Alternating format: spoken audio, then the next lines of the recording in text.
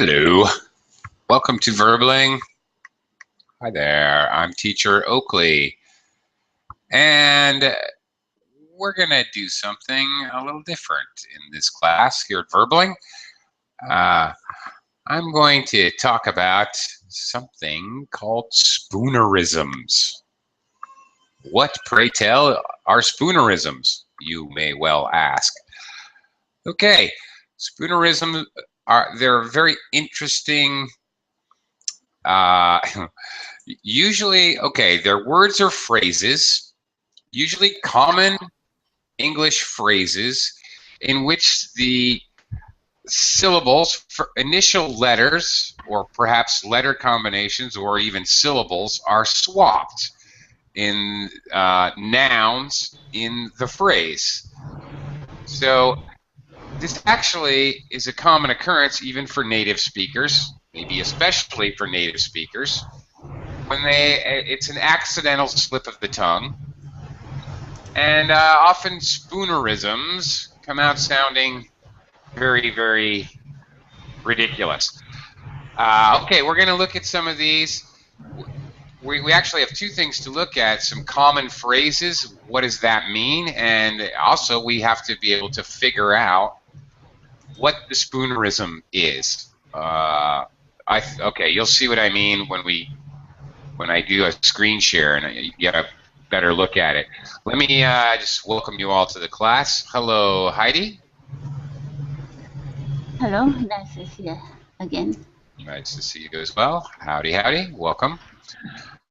Also, welcome, Khaled. Yes, hi. Hi there. How are you? Fine, thank you. Where are you from, Khaled? I'm from Libya. Yeah, okay. Terrific. Glad you could join us. All right. Thank you. Great. Well, all right. I would also like to welcome Felipe. Yes. How are you?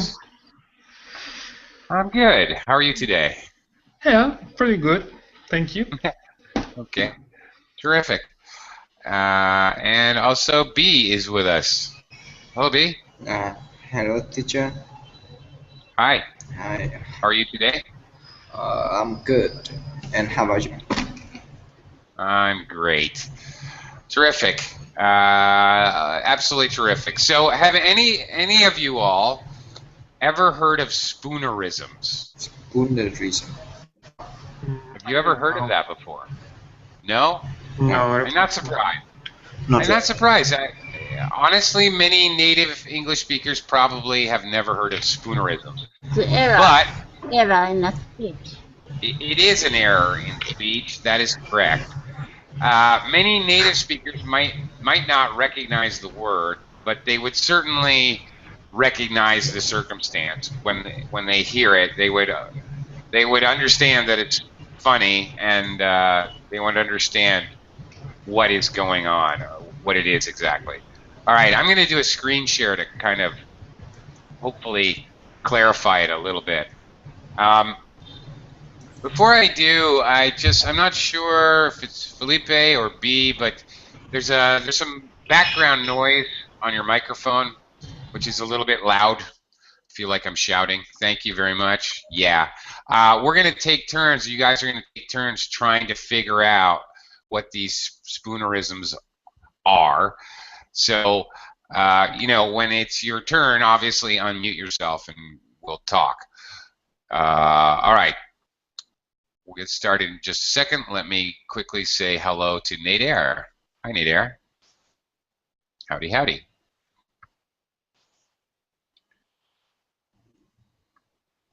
All right, here we go. All right, Spoonerisms. Spoonerisms are words or phrases in which maybe letters, maybe the first letter of two words in the sentence, maybe the first two letters, maybe the first syllable gets swapped. Okay, switched, transversed.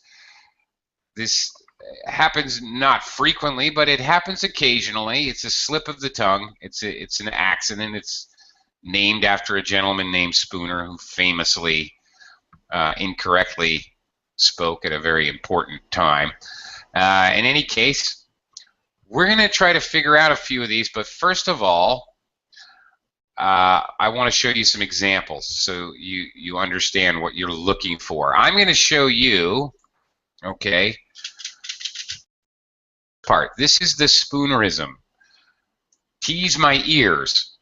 So somehow, okay, they're English words. It makes sense. Tease my ears, but it's a ridiculous thing to say. Tease my ears. It actually is supposed to be the phrase ease my tears, which makes a lot more sense. Okay, I'm going to go to the movies to ease my tears. Okay, it's possible to use this phrase. The Spoonerism is because the T has been switched, all right? If I cut it and move it here, notice the subject noun and the object noun, a simple shift has occurred, right? Ease my tears, okay? So a simple shift has occurred when you're moving one letter, or maybe often it's a combination of letters like B, R, P, L, something of that nature, and you may flip-flop. In this case, this is a very simple case because only one letter has been moved. All right, but okay, sometimes it's more than one letter. Look in the second example, a lack of pies. Again, it could actually make sense in English, but what the speaker was probably trying to say was a pack of lies. It's all just a pack of lies. This is a common phrase, okay, meaning a whole group of lies. We might commonly use this phrase in normal conversational English. Oh, everything that politician says is just a pack of lies. All right. But of course, if I make a mistake, it would sound like everything that politician says is just a lack of pies. Which of course sounds quite ridiculous. A question, the Spoonerisms are similar in, for example, in England and in relation to America? Okay. Oh, sure. They're any English. Yeah, they're all the same thing. It could be used like a pack of lies is a very standardized kind of phrase in English. It could be in a standardized phrase. It could be in just something you're normally speaking. You could accidentally create a Spoonerism. A Spoonerism could make sense, like a lack of pies. Okay, or it could turn into nonsense. All right, but it's called a Spoonerism when the accident makes sense. All right. Another example, it's roaring with pain. Okay, instead of what the speaker probably meant to say, it's pouring with rain. Okay, so the speaker accidentally says something which, in context, might sound very funny. I can't stand the weather. It's roaring with pain. You know, what does that mean? So sometimes, quite by accident, the Spoonerism sounds very, very funny, very humorous. Okay, one more example, and then we'll see if you guys can guess. Obviously, save the whales, a very common idea. You see it on bumper stickers. Greenpeace, save the whales. Okay, wave the sails. Actually, not that far off. All right. Anyway, that's the idea. We're gonna look at some of these and see if you guys can figure out what they mean. Let me quickly say hello to Araceli is with us. Hello. Hello. How are you? I'm great. What about you? I'm good. Sorry, teacher, I have a question. Sure, B. What's up? why people make us make a Make a spoonerism? yeah, why people make that? Totally okay. The key here is the key word here is accidentally. They don't do it on purpose, and in fact, they're often quite embarrassed when they create a spoonerism because they don't mean to do it, which is what's kind of funny about it. Maybe what, because they speak too fast, right? Quite possibly because they speak too fast. That's right. To be quite honest, people who have drank too much alcohol often suddenly accidentally speak spoonerisms. Okay, I understand. Because they've been drinking. Okay.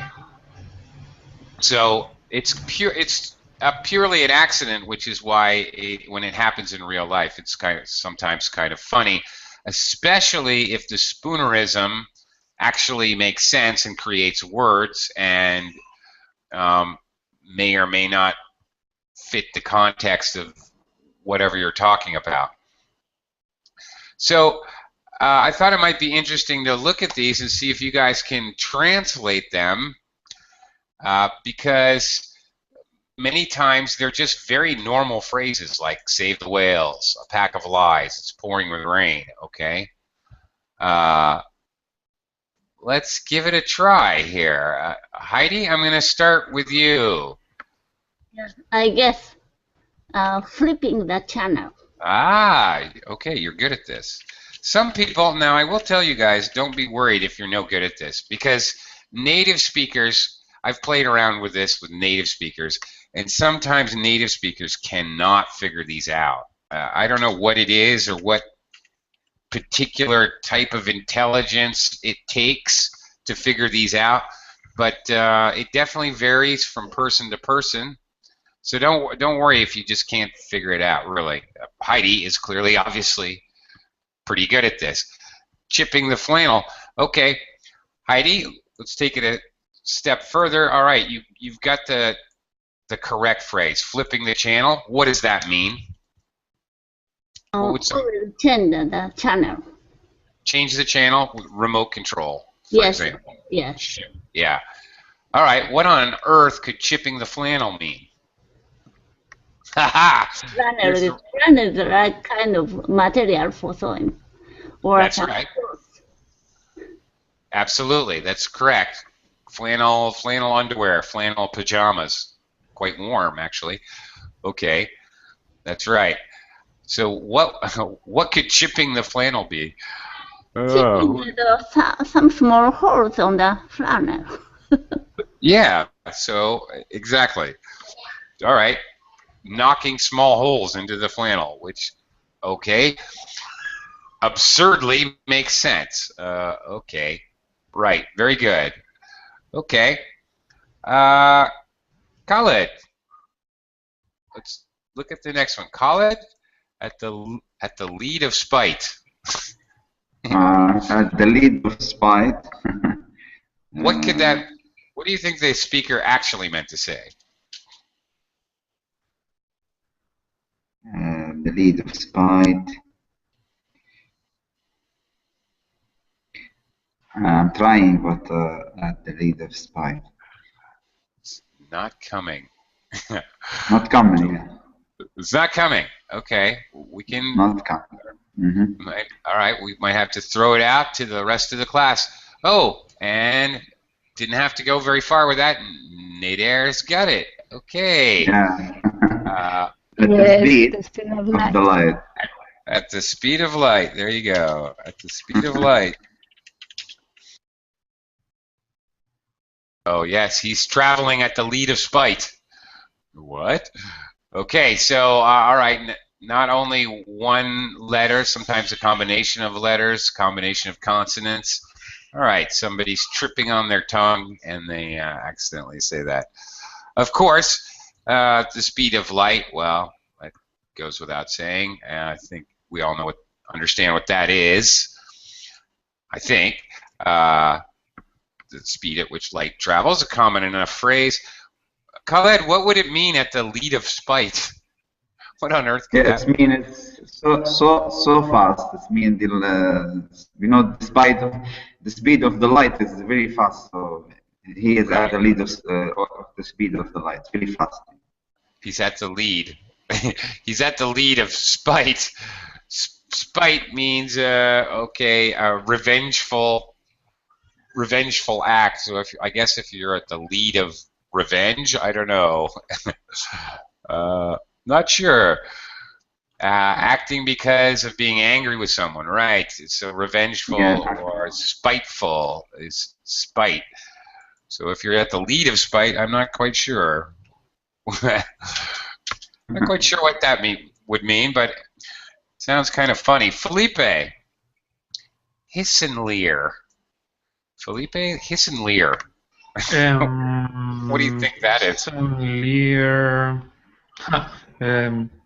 Listen here. Ah, you got it. Okay, this one's a little trickier. Listen here. Okay. Okay. A common enough phrase that we might use to attract someone's attention, right? You might say, listen here. It's something important to say. But, Felipe, what on earth could hiss and leer mean? And by the way, it would make more sense, actually, if I changed the vowel, so now it's a real English word. I don't know. No idea? Do you know what hiss is? Yeah. No, I don't know what it is. Oh, yeah, no. Yeah. Okay. Do you know leer? Okay. No. Anybody in class, does anyone know what a hiss is? Does anyone know what a... Okay. Yeah, that's it. Like the sound a snake makes, right? Right. Very good. Excellent. And what is leer? Leer is to look at something with bad intentions. Well, yeah, or maybe suggestively. Okay. Okay. Well, all right. When a man stares at a woman on the beach in a bikini, okay, and he kind of, all right, staring at her. He's leering at her. Okay, probably with bad intentions. Yeah, that's it. Okay, B. What do you think this is? Go and shake a tower. Go and take a shower. Go and take a shower. Go and take a shower. Very good. Excellent. Okay. All right. Go and take a shower. There it is. Okay. Okay. Obviously, you know what that means. Go and take a shower. Okay, that's pretty simple. All right. Okay, so if I told you to go and shake a tower, what would you do? Okay. What would you do, B, if I told you to go and shake a tower? Go and take. Just go to have a shower. Right. Go and have a shower. Go and shake a tower. What would you do? Difficult. Okay. Pretty difficult to shake a tower, right? A tower. Yes. A tower is a very tall building, right? Skinny, thin, and The tower don't isn't the tower haven't have a hand to shake. Doesn't have a hand to shake? Yes. Okay. All right. Fair enough. That's quite funny, actually. Okay. That's true, but of course... Maybe if you have some tools, you can shake a tower. Okay. And Maybe. All right. Okay. Of course, you can shake something or someone, all right, by moving them back and forth quickly. So, All right, the Tower of Pisa. Something. Oh, something. Yeah, very funny, Araceli. Oh, Felipe, very good. A chess tower. Okay, you could shake a chess tower. You could. Something happened to the Tower of Pisa at some point. Okay, true enough. Okay, the next one. Whoops, I forgot to remove the answer. A cat flap is a flat cap. Okay. All right, give me a second here to make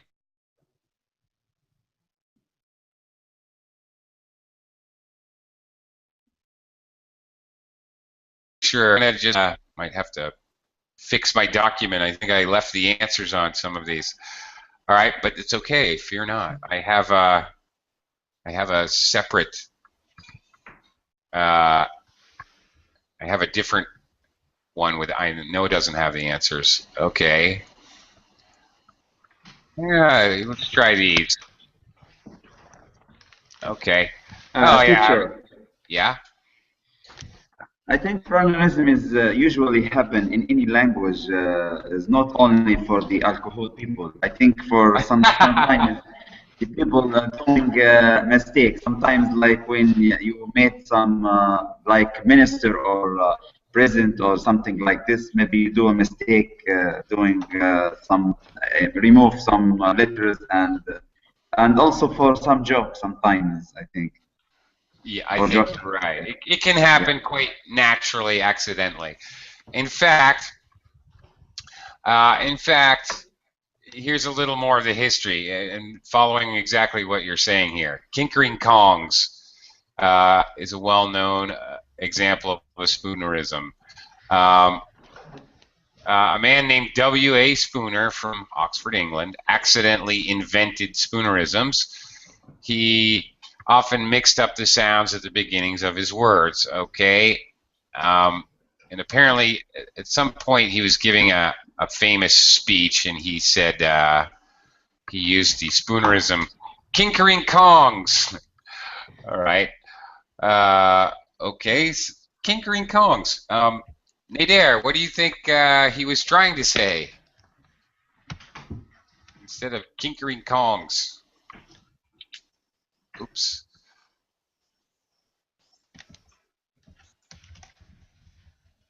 Nader? Are you there? Oh, not sure if he's there or stepped out. Let me throw it out to the class. Who knows what Mr. Spooner was probably trying to say?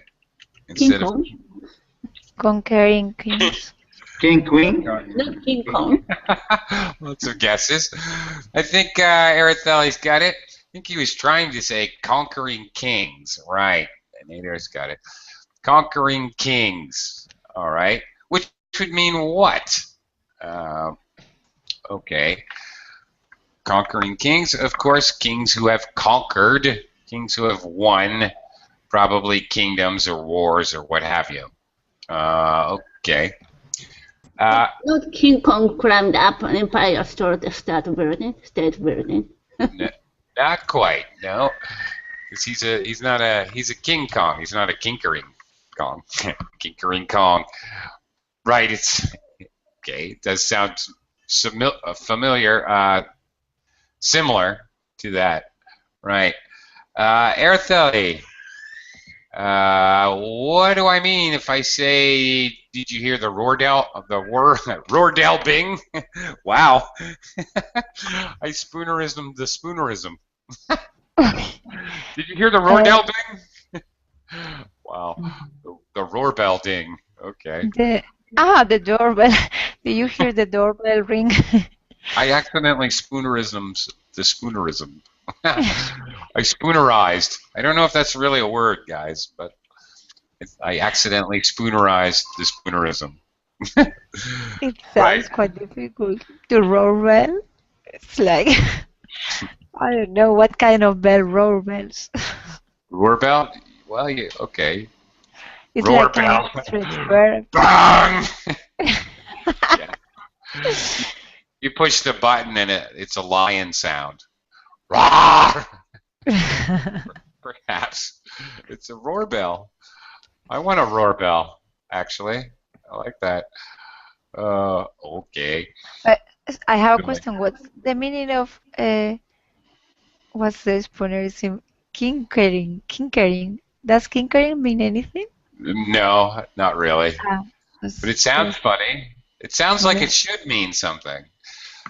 All right? No, it doesn't. And sometimes that's the funny part of Spoonerisms is that they sound like they mean something. And it even sounded like something Heidi thought it had something to do with King Kong. Okay.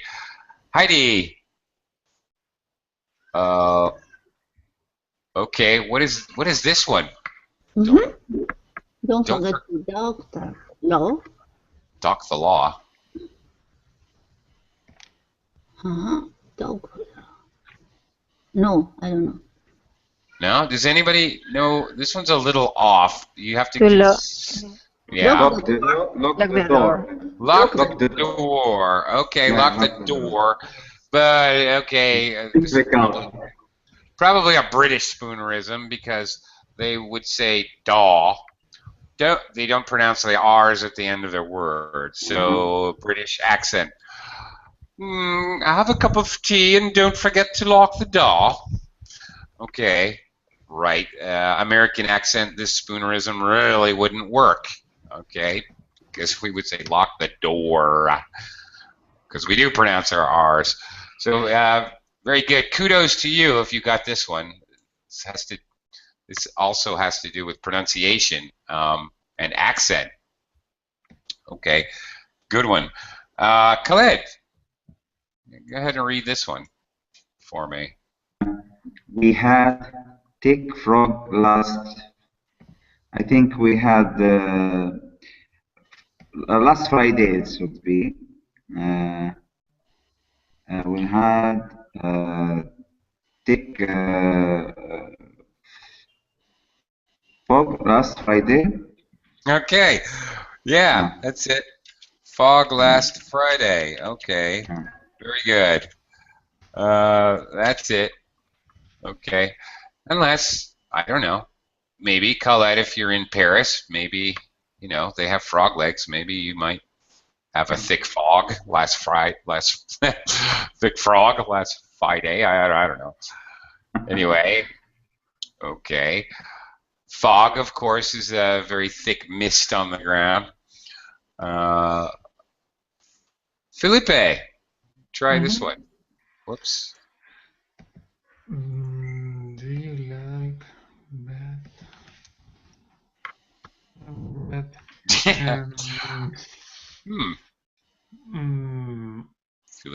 Do you like read in bed? Yeah, okay. And this one actually almost makes sense. The Spoonerism actually makes sense. Actually, it does. Okay, the speaker obviously meant to say read in bed. What would it mean, Felipe, if I said, do you like to bead in red? Okay, Eartheli, nice. Right. You can bead. That can be used as a verb. Do you know what that means, Felipe? Nope. Nope. Okay. Araceli's daughter likes to bead in all colors. All right. Araceli, what does that mean, to bead? I suppose to make, for example, a necklace or something. My daughter likes to use these small beads and put them together to form like necklaces in all colors. So somebody would like to bead, but only with red beads. Right. I suppose so. Okay. Very good. Yeah. Beading for some people is kind of a hobby. They can make all necklaces or other kinds of full form. Heck, American Indians used to make entire vests or shirts made out of beads. Actually, I've seen those. They're really kind of cool. So they call that beading. It's like a hobby, I guess, for some people. Not really something I do, but some people find it fun. Nader, I can see my footprints. Okay, very good. See my footprints. Okay. Fee, okay, may mean charge with money. What would soot prints be? Would it be possible to have soot prints? It's not really a word, okay, but it's much like kinkering. It sounds like a word, and it actually makes logical sense. What could soot prints be? Anybody? Anybody have a clue? Well, maybe with when you have a step on some soot and your shoes are dirty, and so you leave soot prints. Exactly. Soot is if you have a fireplace or you burn wood for heat.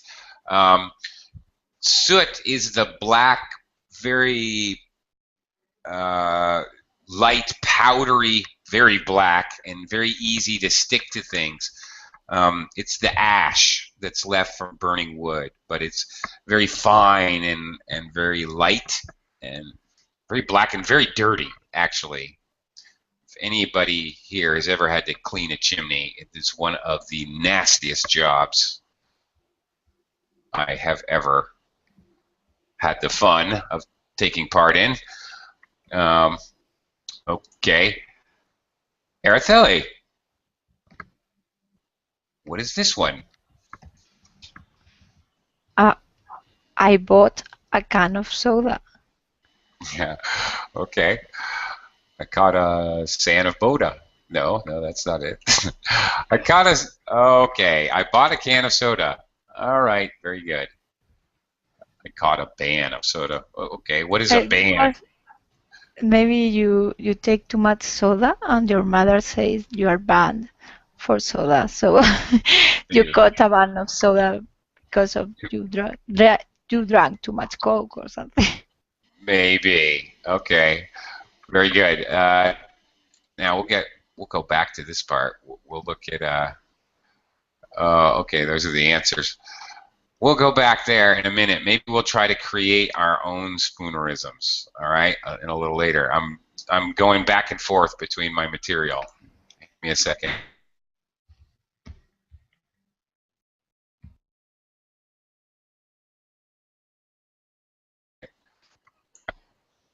Okay.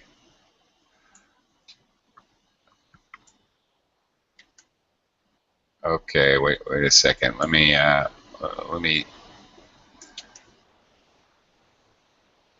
Okay, I don't know what happened here. Hey, just give me a second here.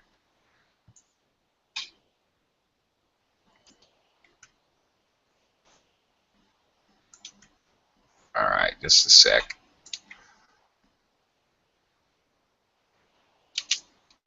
Oops. Having technical difficulties here.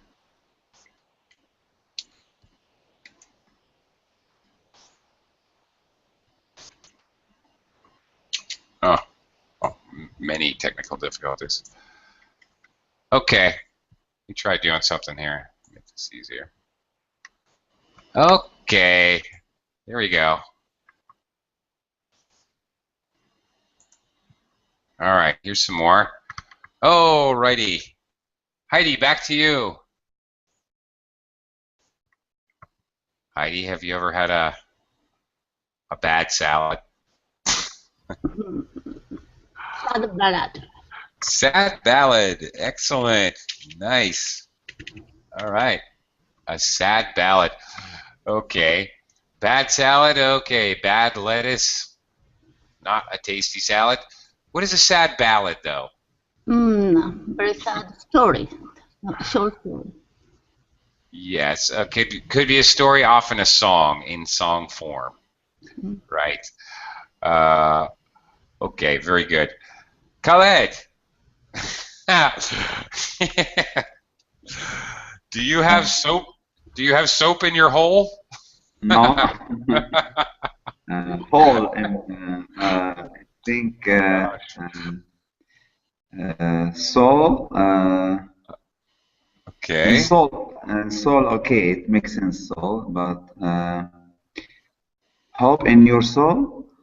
Very good. That's it. Yeah. Okay.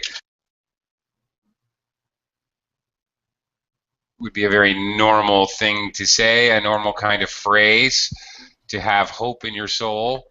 Okay, obviously very uplifting. I'm not sure how uplifting it would be to have soap in your hole. Yeah. Yeah, not sure how to conceive of that one. Think I should probably let that one go. Okay. Yeah, a hole could be your mouth. That's right. Well, often you might have heard "shut your pie hole." Have you ever heard that expression? Shut your pie hole. Okay, well, there's a little slang, idiomatic. I don't know. A funny way to tell someone to be quiet. Okay, shut your pie hole, meaning the hole that you put pie in. All right. Okay, so if you want to cleverly tell someone to shut up, you might try that one. A little bit on the rude side, but funny nevertheless. Felipe. Yes, sir. Next one. Let's see here. Mean is custard.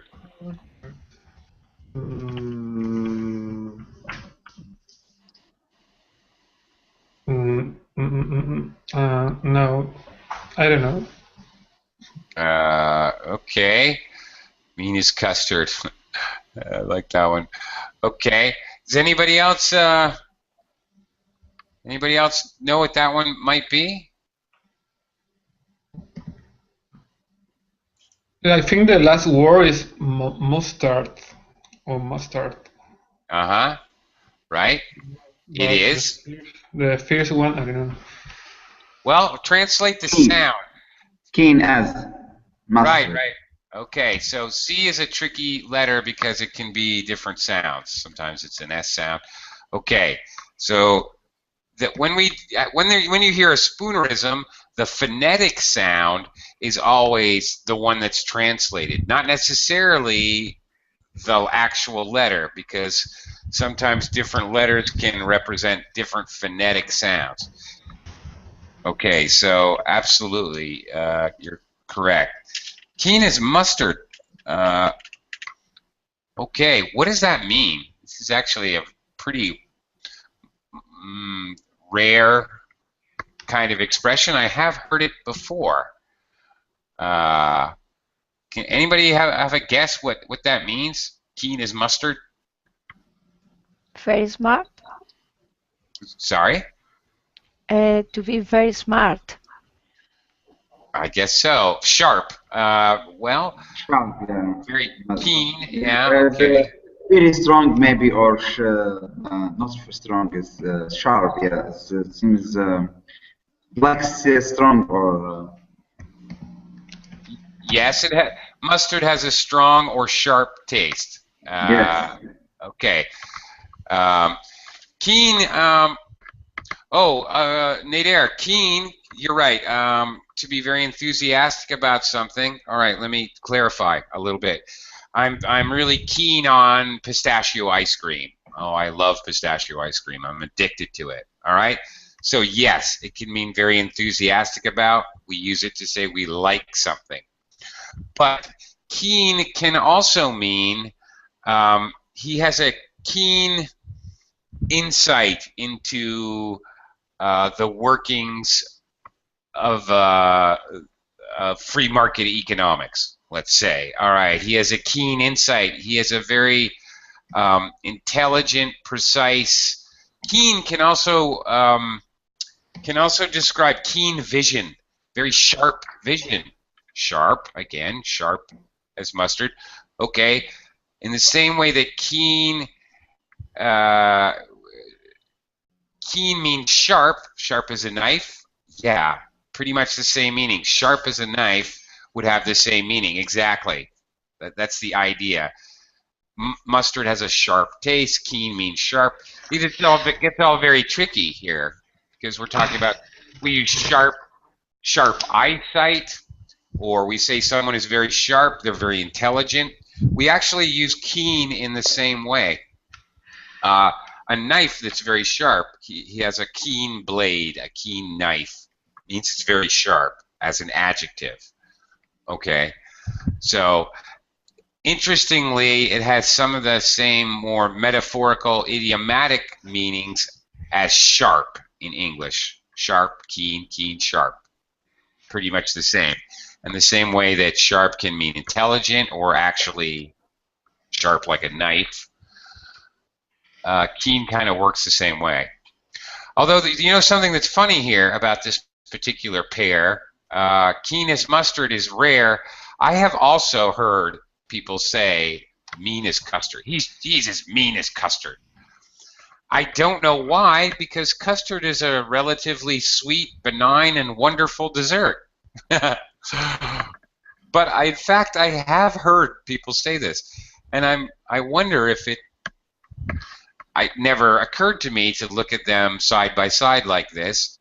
I don't know the answer. I wonder if it has anything to do with the Spoonerism. I don't know. Not sure. Interesting and weird. Okay. Nadir, what do you think of the next one here? Plaster Man. Do you have a Plaster Man, Nadir? What's your Plaster Man, Nadir?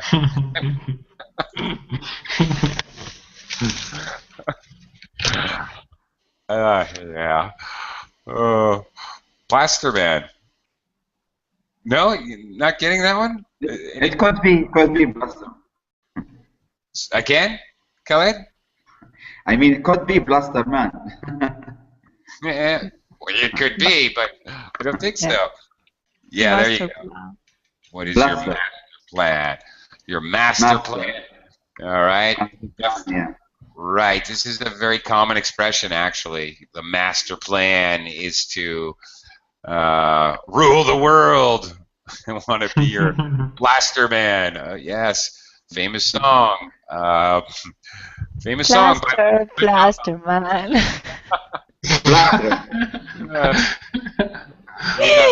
I want to be your Plaster Man. That was lovely. Very nice. Okay. Terrific. Araceli, while Araceli's over there pleading and humming. Okay. Oh, boy. What on earth? Have you ever had to fix your pleading and humming? Oh, my goodness. Araceli, any guesses on this one? No. Hitting and I don't know. Hitting and no, I'm not sure. Hitting and plumbing, it doesn't make sense. It does make sense. It makes sense phonetically. You're thinking of the letters, okay? It is, but no, I don't know what is plumbing or something. Yeah, okay. Heating and plumbing. Okay. Plumbing. Your plumber.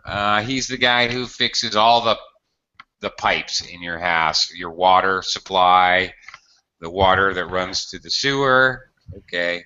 Ah. That's called. So this would be the person in charge of all this in a building, maybe? The person in charge is a plumber, not necessarily in a building. Well, I don't know how it works in Spain, but a plumber, basically they're a professional. They're actually certified in the United States, and they're very expensive, I might add. And if your toilet gets clogged or a pipe breaks in your house, you call the plumber, and he comes and fixes it. Collectively, all the pipes that carry water and the taps and your toilet and your shower, all those things in your house or apartment is called your plumbing. Okay? Yes. So when you need the plumber. Of your house. Right. So you need a plumber when, things go wrong with your water pipes. Or Okay. preparing the water pipes. Yeah. And quite frequently, in the United States, companies that fix heating and plumbing, they consolidate. Sometimes you can hire just a plumber or just a heating expert, but often they consolidate their business. They're both dealing with pipes, gas pipes, water pipes. They're both dealing with pipes that run through your house and underground and so forth. So they're often the same guy. Okay, you guys are talking about gas fitter. Yeah, we also have that in English, a gas fitter, but we don't often say it because often these two businesses are usually combined. So we just call the same guy the plumber, even though maybe he's fixing the gas pipes in your house. Yeah, it's okay. Yeah, it's just because in Chile we don't say it in plumbing or plomero or nothing like that. You just use gas fitter, just that. Ah, really? Okay. Yeah. Well, it's sort of the opposite. Same thing, but the opposite. All right. You don't have the word fontanero in Chile. No. Nobody uses fontanero. It's very funny. It's like British English and American English. I say this word and they don't understand. It is kind of odd. Why? Did you lose the word? What happened to that word? They took it from English probably because if they say gas fitter, that sounds like English to me. It does to me too. It's exactly the same pronunciation. If it's gas fitter, it's the same thing. Okay. All right. Next one. Heidi's gone. So Khaled, trim your snowtail. Oh my gosh.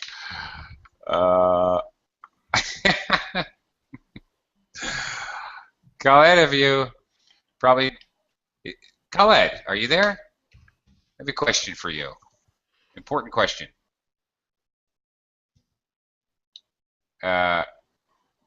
Khaled, are you there? Where'd you go? Oh, darn it. I wanted to ask him about snow in Libya, but all right. Maybe he stepped out. Maybe he lost connection. Khaled, I can't hear you. If you're still there, you may have to step out and step back in again. Felipe, do you ever trim your snowtail? No,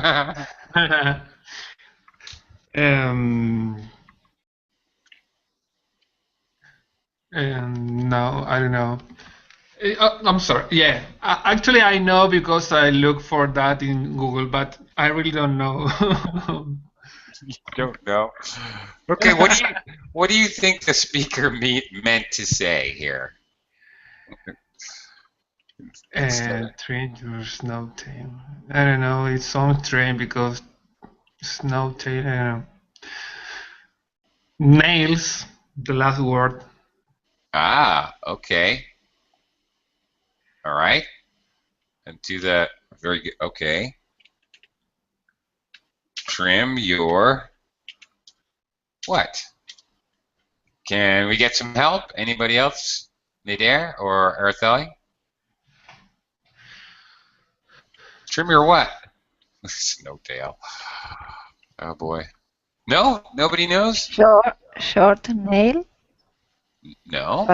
No. Oh my goodness. Finally got you all. Really? I got you all on this one? Nader? Khaled, are you there? No? Okay. Trim your toenails. Okay. Right. Trim your toenails. Ah, okay. Ah, right. Felipe, I'm sure you trim your toenails, right? Yeah, absolutely. Sometimes. Absolutely. The last time was the past year. Past year? Oh my gosh. Your shoes still fit on your feet. Okay. Actually did that just yesterday, as a matter of fact. Strangely enough. Okay, let's try this one. Nader, if you're still there.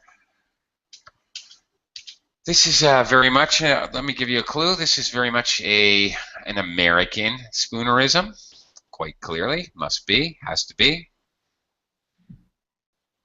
Birthington's Wash Day. I think so. Nader, are you there? I'm not sure what happened to Khaled and Nader. All right, Araceli, or yeah, okay, very good. Washington's birthday. Yes. All right, there you go.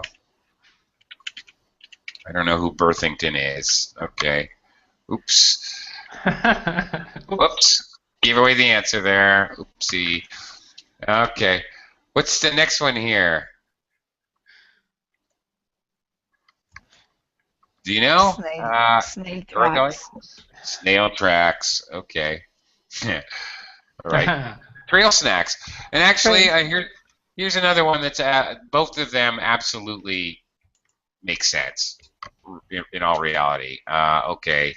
Snail tracks is correct. All right. Snail tracks. And trail snacks. Do you know what are trail snacks?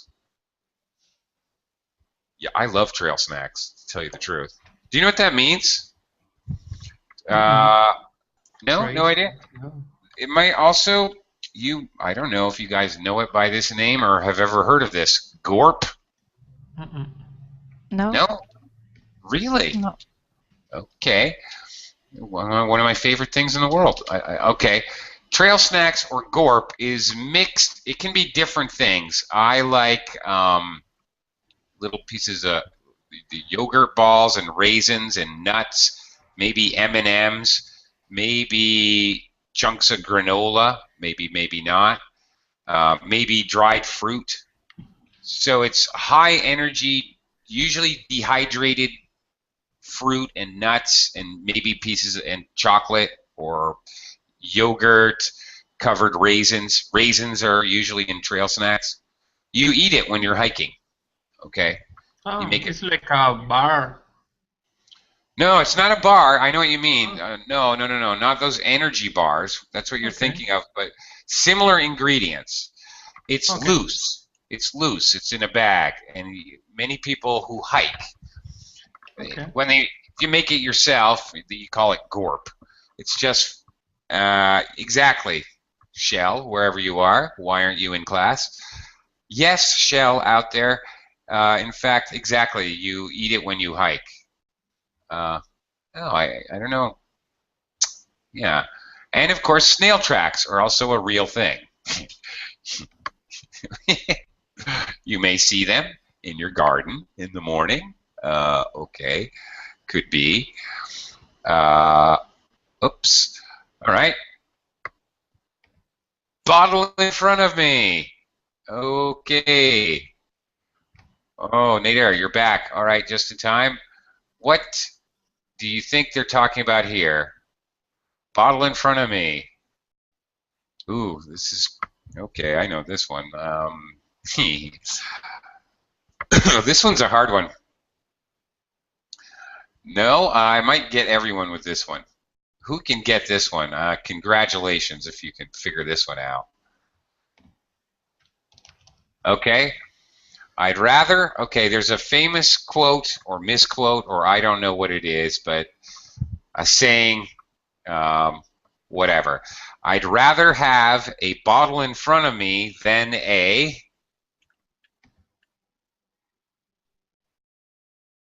Nobody knows? Okay. I'd rather have a bottle in front of me than a frontal lobotomy. Oh. Yeah. There you go. Of course. Wow. Wow. Lobotomy, Nader, is a surgery in which they remove part of your brain. When you have part of your brain surgically removed. So, you know, when some people say, you shouldn't drink alcohol, I say, I'd rather have a bottle in front of me than a frontal lobotomy. Okay. That's the idea. Uh-oh. Uh-oh, this one's bad. Okay. Okay. All right. This one could be naughty, slightly naughty. Felipe, where are we going with this? A sale of two titties. Oh dear. Mm. Did you? No, I don't know. So hard. Yes, it's a novel. Very good. It's quite a famous novel. It's Dickens, isn't it? I think it's Dickens. Yes. Tail.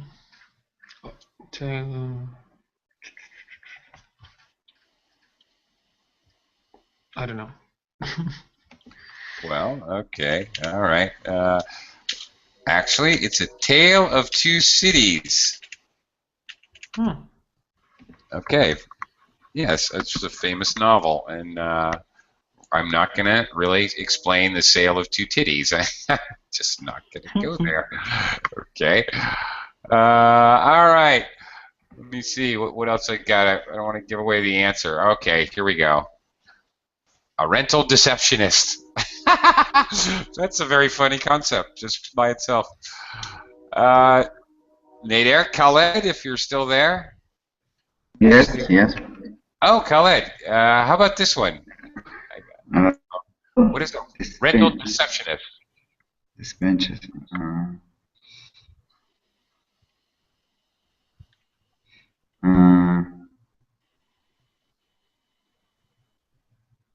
Not dental. Reception. Sure. Something reception. Yes, dental. Dental. Yeah, that's it. You got it. Dental receptionist. All right, very good. Okay. But it is pretty funny, a rental deceptionist. I like that. Deception, of course, is a liar. A deceptionist, because of the suffix ist, dentist, all right, philanthropist. You're talking about a person, a noun who is a person. So this is actually quite funny. A deceptionist. Ooh, aha, a real estate agent, Nader says. I get it. A rental deceptionist. It's a lovely villa overlooking a beautiful view. And you get there, and it's one room overlooking a factory. Yeah, that would be a rental deceptionist. Okay, very good. Nice one. Okay. Okay. Oh, well, there's a clue on this one. A flock of bats. Felipe, you got a clue already.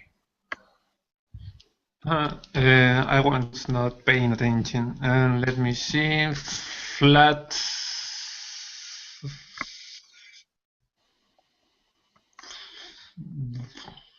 Block of flats. There it is.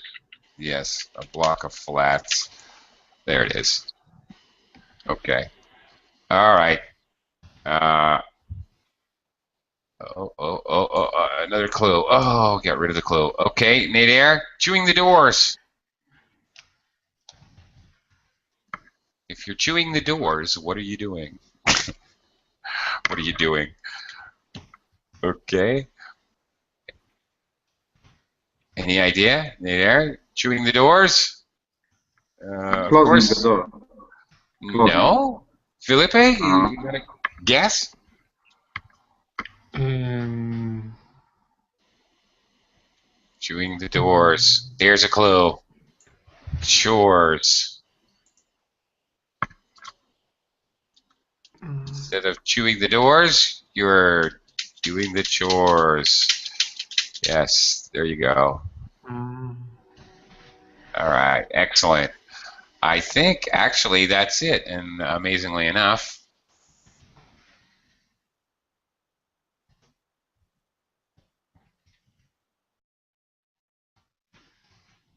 so to some degree at least, perhaps, hopefully, at least learned about Spoonerisms.